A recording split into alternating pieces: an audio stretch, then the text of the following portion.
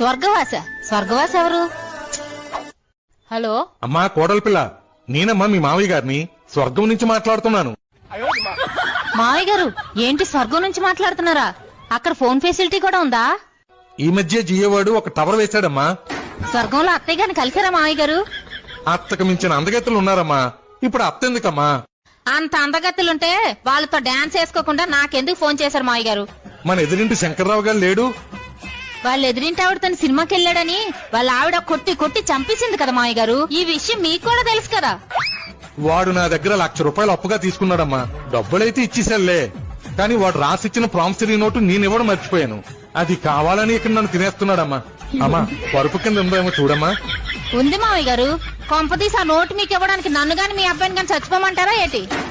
మన వెనకింటి దివాకరం కొనవూపురుతో కొట్టుమిట్టాడుతున్నాడమ్మా. తులసి నీళ్ళు కూడా పోసేస్తున్నారులే. నువ్వేదోలాగా ఆయన చేతులు పెట్టేసావనుకో, ఆయన మీదకి వచ్చినప్పుడు నా చేతులు పెట్టేస్తారులే.